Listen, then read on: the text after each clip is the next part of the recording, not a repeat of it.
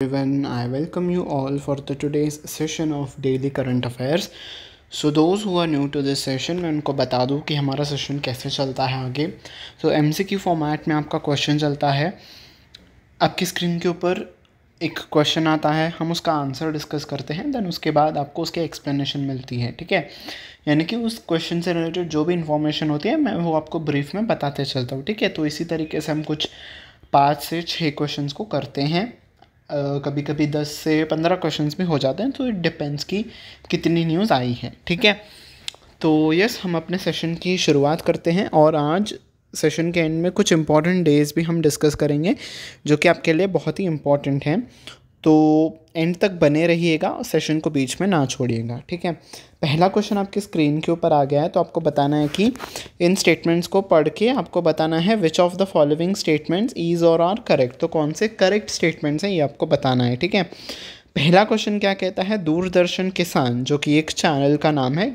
ठीक है, ये गवर्नमेंट का चैनल है, दूरदर्शन इसे चलाता है. Is going to become the first government TV channel of India with AI anchor.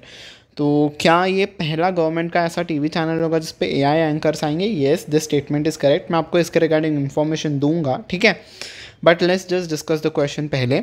Second statement क्या कहता है, they can speak in 20 languages of the country and abroad. तो क्या वो 20 लैंग्वेजेस में बात कर सकते हैं? नहीं, बल्कि ये तो कितने लैंग्वेजेस में बात कर सकते हैं? 50 लैंग्वेजेस में बात कर सकते हैं. ठीक है, तो हमारा आंसर क्या हो जाएगा? ओनली वन, यानी कि ऑप्शन नंबर A. ठीक है, ओनली वन इज़ करेक्ट. ठीक है, अब वन क्यों करेक्ट है? बिकॉज जो ये आपका दूरदर्शन किसान है, ये आपको 2 AI एंकर्स लॉन्च करने वाला है. पहला होगा AI क्रिश.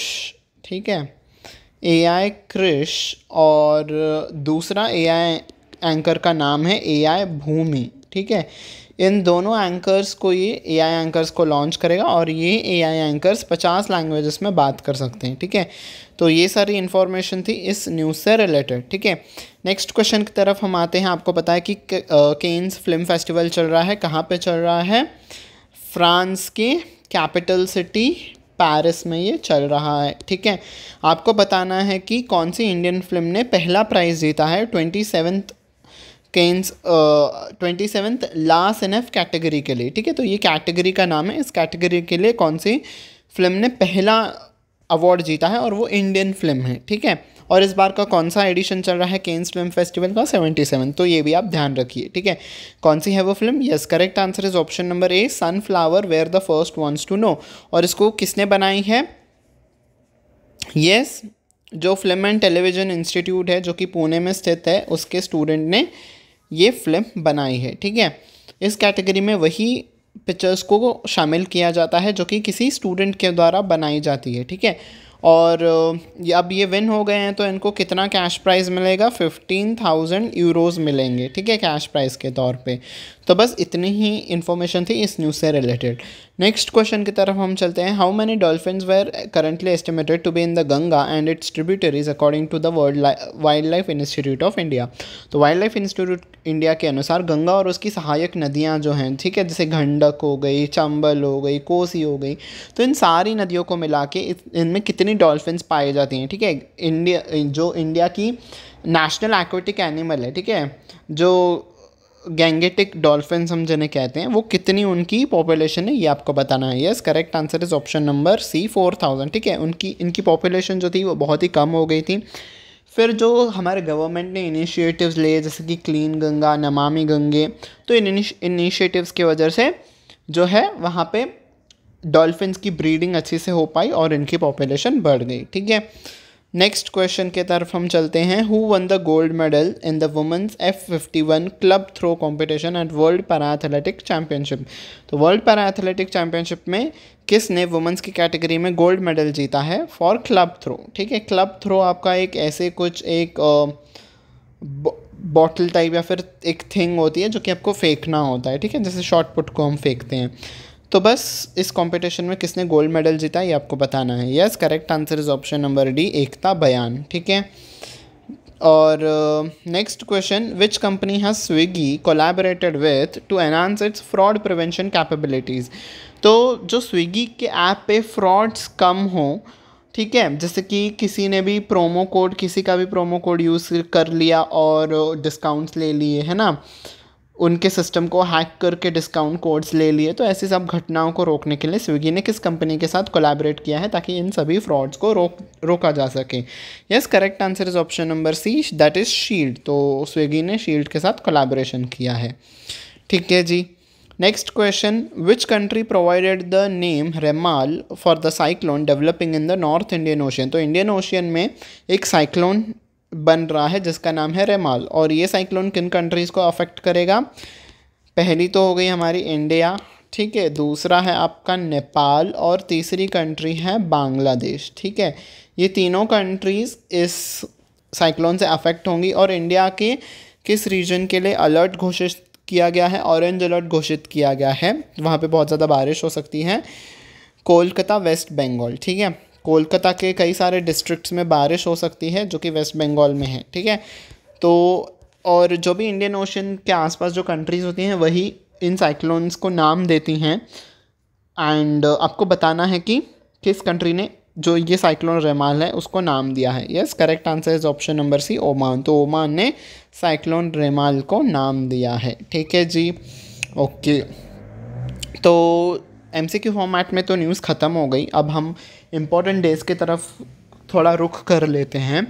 24 मई को UNGA यानी कि यूनाइटेड नेशंस की जो जनरल असेंबली है, उन्होंने इंटरनेशनल डे ऑफ मखोर मनाने की घोषणा की है। ठीक है, मखोर आपका एक एनिमल है। ठीक है, ये आपका एनिमल है जो कि यूजुअली माउंटेनस रीजन्स में पाया जाता है, और ये जो एनिमल है पाकिस्तान का नेशनल एनिमल भी है। ठीक है, तो यस, जनरल असेंबली ने पहली बार इसको मनाने की घोषणा की है 2024 से।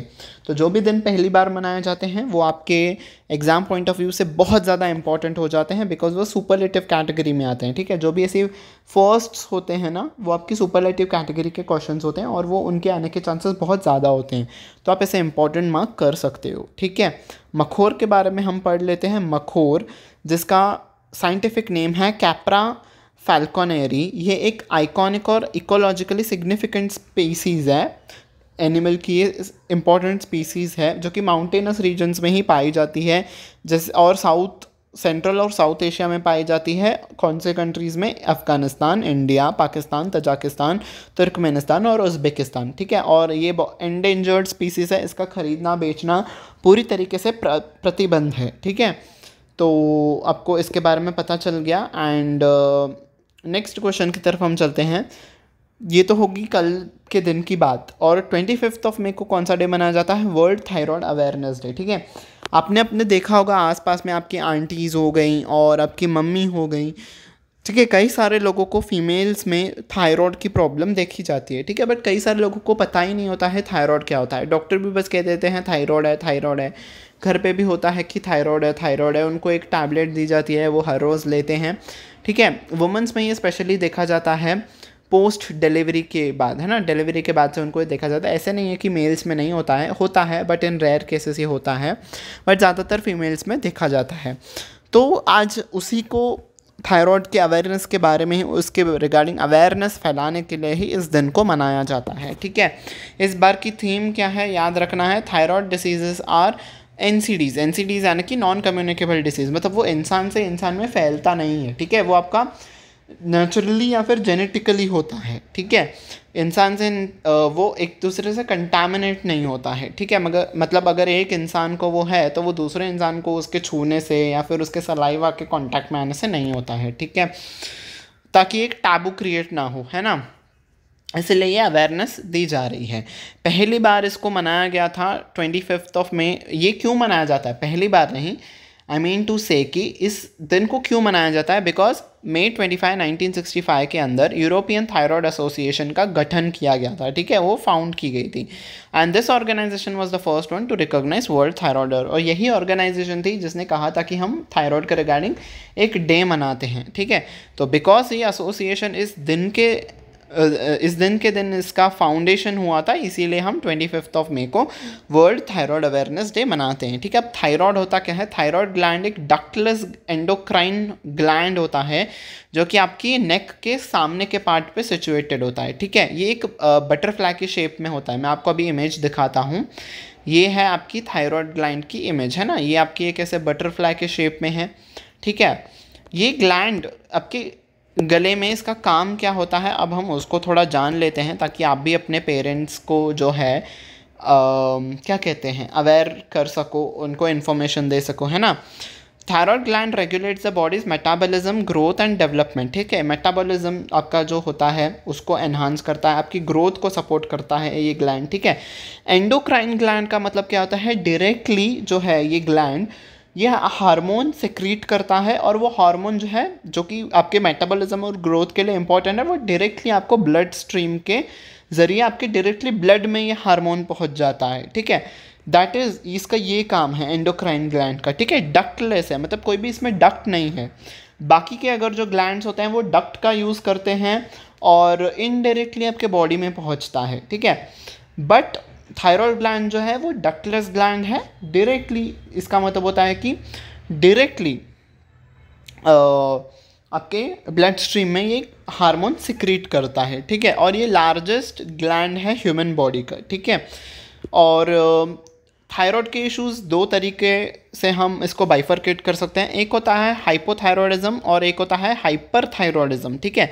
हाइपोथायरॉयडिज्म क्या होता है, जब थायराइड ग्लैंड जो है वो अंडर एक्टिव होता है, मतलब वो कम काम करता है, मतलब उसको जो हार्मोन सिक्रीट करना होता है T3 और T4 बेसिकली वो हार्मोन्स होते हैं जो कि सेक्रीट करता है थायराइड ग्लैंड, वो सेक्रीट करता है, मतलब उसकी मात्रा कम हो जाती है। वो थायराइड ग्लैंड उतना नहीं बना पाता है जितना बॉडी को चाहिए रहता है, ठीक है। और उसके सिम्टम्स क्या हो जाते हैं, फटीग यानी कि थकान हो जाती है, वेट गेन हो जाता है, डिप्रेशन हो जाती है ना। यस, थायराइड से डिप्रेशन भी होती है लोगों को। तो आप अपने आसपास वालों का बहुत सा अच्छे से ख्याल रखिए जिनको थायराइड है, ठीक है। हाइपरथायरॉयडिज्म का क्या मतलब होता है, ये कंडीशन होती है जब आपका थायराइड ग्लैंड बहुत ज़्यादा ओवर एक्टिव हो जाता है, हद से ज़्यादा प्रोड्यूस करने लगता है, जितनी आपकी बॉडी को ज़रूरत भी नहीं है उससे कई हद तक ज़्यादा वो प्रोड्यूस करता है। उसके सिम्टम्स क्या होते हैं, वेट लॉस, आपका वज़न कम हो जाता है, इंक्रीज़ हार्ट रेट, आपकी हार्ट रेट जो है वो बहुत तेज़ धड़कती है, आपको एंग्जाइटी होती है ना। तो ये सारे इसके सिम्टम्स होते हैं। तो कैटेगरीज आपको समझ गए आ गई है ना। आप जब अपने पेरेंट्स के साथ या फिर किसी के साथ भी डॉक्टर के पास जाते हो तो वो लिखते हैं वहाँ पे आपके जो भी आपका जो फॉर्म होता है जिस पे वो एनालिसिस करते हैं, जो रिपोर्ट्स होती हैं उस पे होता है हाइपरथायरॉयडिज्म है या फिर हाइपोथायरॉयडिज्म है। तो अब आपको पता चल गया हाइपरथायरॉयडिज्म क्या होता है और हाइपोथायरॉयडिज्म क्या होता है, ठीक है।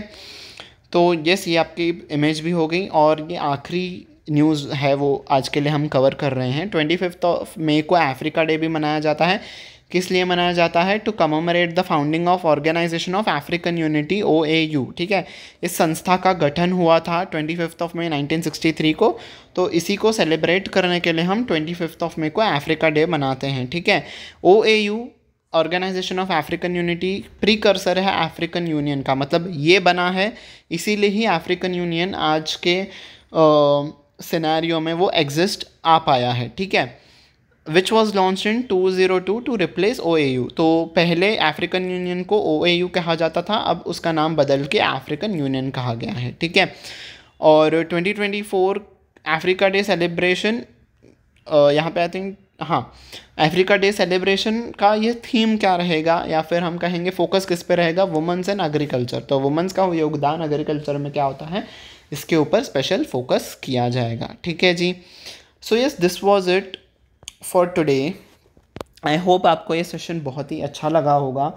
मैंने सारे सेक्टर्स में से न्यूज़ कवर करने की कोशिश की है।